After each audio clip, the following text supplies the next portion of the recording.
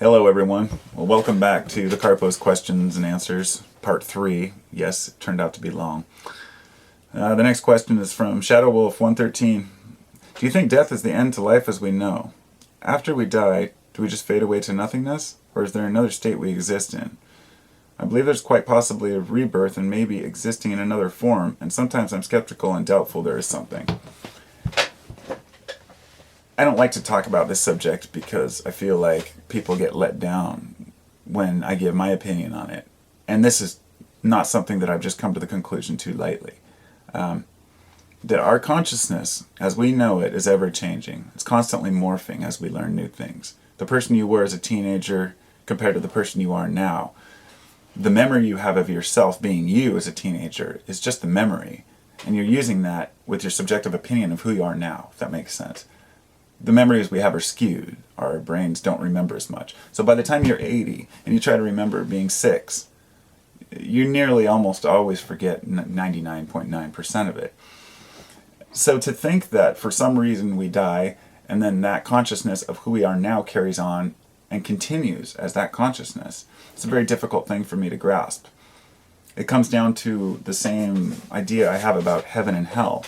How could anything last for eternity, good or bad, without the contrast of the other? It wouldn't matter how great heaven was, let's say. You could live there and in this, whatever, being, a body, a spirit, consciousness, whatever, and if you're living with your human values as you, because as a human, to be you, you have to have those human values. Eventually, heaven would get boring. Let me put it that way. Everybody knows you could throw all the excitement at you in the world and eventually it gets boring. This is the novelty effect. Same thing with hell. You can burn forever in hell, but do you think that it would really matter after you burn for a couple years? I mean, I'm just giving a general idea of where I'm coming from. The idea that I believe that our energy carries on, okay? But who you are as an individual is something that you've developed as a human. Now, a person could argue that you were born with a previous life, and I would say, okay, let's just say you were Bob Jones in a previous life. Then where is Bob Jones? Is he yearning to escape the clutches of your consciousness? And if you did remember being John Jones or Bill Jones, whatever, would that mean that you're not you any longer? And it's a deep philosophy that I could never explain here, that I've thought about for like hours and hours and hours, and finally come to the conclusion that we just have to accept the fact that there may be a consciousness that carries on, and there may not, and we're not going to know. One of the things that tends to come up over and over is ghosts, and how do people read other people's and talk to their dead loved ones and whatnot. And my question is always, are they really reading the dead loved one, or are they reading the mind of the person who's alive, who's worried about them? Here you have a person going to a psychic asking about their dead loved one. The person's emotional, the psychic's picking up these energies, and maybe they're just telling the person what they want to hear, not even knowing better. Or maybe there is something to it. There have been stories of people supposedly relaying messages from psychic, dead ones, lost loved ones, that reveal like some hidden, thing in a wall or something that nobody could know, and that only the person who died could know. But then the question pops into my head, does that mean that they're really talking to the dead person? Or does that mean that the dead person's energy, their awareness, goes into what you call akasha, or the collective consciousness? Jung believed in it, in that. Even some of the top philosophers, scientists, psychiatrists, they believe in this pervasive ether that has contained within it all of the knowledge of humankind. And that's something I'd be more likely to believe. So let me put it in a different way.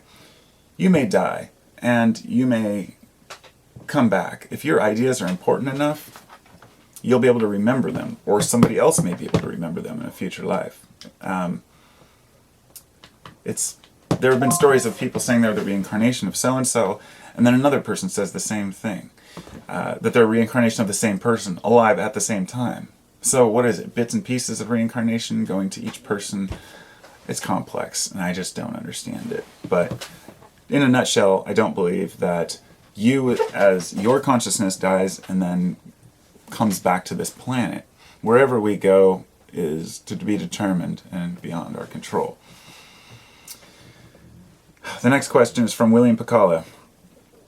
Why is the number 2 so prevalent in creation? I hadn't prepared for this one. 2 is prominent in creation because of what the Vesica Pisces, which shows that you have a circle, one cycle, take another cycle, intertwine them, and you have the Vesica Pisces, that shape. And the number 2 is so prominent because of the obvious. You have to have a positive and negative, or male and female energy, which even that doesn't describe it very well. There has to be more than one in order to create, and that's that's a tough question to answer. I would just say that it's basically prevalent because it's usually the male and female energies that are being represented. Number 2, is this really a type of prison planet? Lots of limitations when compared to fantasy. No, I don't believe this is a prison planet. I think that that's the most preposterous bullshit I've ever heard. In fact, it kind of bothers me when people say that, because I've heard that from so many people. It's as if people think that since we're suffering, that the rest of the universe must not be suffering, and that we're here suffering, as if that's something different than the rest of the universe. And I have to bring back the idea of utopia. That if you didn't have the negative consequences in life, you would not be able to enjoy the positive. This is a fact as far as I see it. This is like one of the true faiths that I have, that without negative things in the world, there's nothing to compare the good to. And therefore, even if we had all these great things happening all the time, we would find fault in something eventually that we would consider good in this world. And I think that that's just the nature of man. So no, it's not a prison planet. It's just a planet, the planet that we live on, and that's the only way I can really think of it. What was your most intense fungus trip experience like? I would say that was probably last year. My friend and I split a ½ ounce of golden teachers, which are some potent cubensis, and I ate a ½ ounce, and we laid under the stars. Took them at sundown and waited, and just tripped till sun up, watching the universe and the stars morph and change. And as for what was it like, that's like trying to describe a trip. I can't even start. I can't. It was very revealing to me, let's put it this way. Do you ever listen to Duncan Trussell or Aubrey Marcus? Never heard of either one of them. What advice would you give for a person stuck in the same cycle? I don't know, because I'm stuck in one too. I'd say that being stuck in a cycle is kind of human nature. It's a matter of breaking free is sometimes asking yourself what you really want.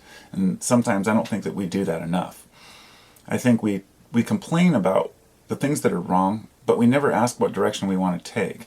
Many people complain about the faults that they have or the faults of the world, whether they put the blame on themselves or others. In reality, nobody gives a shit really about your life. Except you. Of course you have loved ones that care and people that care. But when you're by yourself in your own mind, sitting down, thinking, nobody else is there to defend you or to protect you or to assist you except yourself. And you will always be there for yourself, and you always have to be there for yourself. So being stuck in the same cycle to me means that you're in a process of learning, and it would depend on when you finally get fed up with it as to how you break the cycle. But it also depends on what you mean by a cycle. Is it the cycle of just going to work and coming home, or is it a mental cycle that you're wrapped up in? And either one, you just have to ask yourself, what do you really want? And this is a question I'm learning to ask myself at 40 years old. What do I want? And I still haven't answered it. And I've been asking it for a long time. Years ago I said, I don't want anything. I don't want money, don't want fame, don't want success, and I still don't want those things.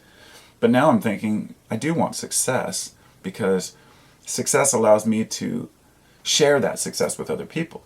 In other words, a person that has nothing has to constantly work towards having something. If you have too much of something, then you never have anything to work towards. So I think that there's a happy medium there we have to find. Why do some people experience such horror, like homelessness, obesity, living off one another? Because that's just the way it is. Just the same reason sometimes a litter of puppies are born and the mother gets hit by a car and they all die. It sounds horrible to say it, but it's just how life is. It's just, there's always going to be people who are born with less and people who are born with more. Some of the people who are born with less are going to work to gain more. Some of the people who are born with a lot are going to lose everything they have through stupidity. But I think that often the reason why we have these things, as the description you use, like homelessness, obesity, living off one another, I would say that many of times that's a choice. You know, people can't control themselves and they eat too much and they become obese. I mean, that's just how it is. You can't blame society for having soft drinks available. You have to blame the person for not educating themselves on the soft drinks or whatever it may be. And then some people are obese just because it's in their genetics. But more often than not, America is fat because we eat crappy food. And it goes back to why I don't eat fast food and I don't eat junk as much. I have always eaten too much sugar. I had a bad diet as a kid. And I'm trying to turn that around now. But it takes effort and work. I have to eat things that don't taste as good. But I feel like some people don't want to make that choice. It's just like not controlling yourself can often lead to these problems. And then it becomes everybody else's blaming, you know. Why can't this reality be a bit easier? I would just ask a question back to that. Easier and compared to what?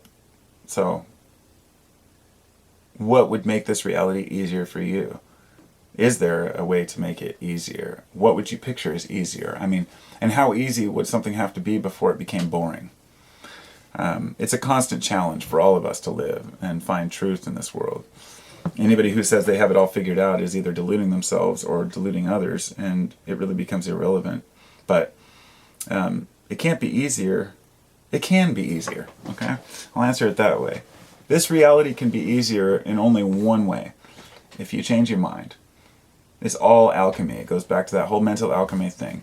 The only way to make life easier is to change the way that you see the world. And your perception of the world is everything. Remember to recognize the beauty of a flower, or, you know, look at a rock and ask yourself how it formed. These are the things to me that bring beauty back, and realize that as a kid you may be able to play in a pile of leaves, and as an adult you may find that pile of leaves just a nuisance. And it's really perspective. There shouldn't be so many replications of humans. Okay, yeah. Okay, so that was all of his questions from William. The next one is from Grim Reaper. Nope. Already got his. Oh, okay, so it looks like I have several questions left. Damn it. So I'm going to have to go back and make a fourth video. And, because I don't want to make sure that I separate these. Because I have a lot of questions to answer. Damn it. Why'd I do this?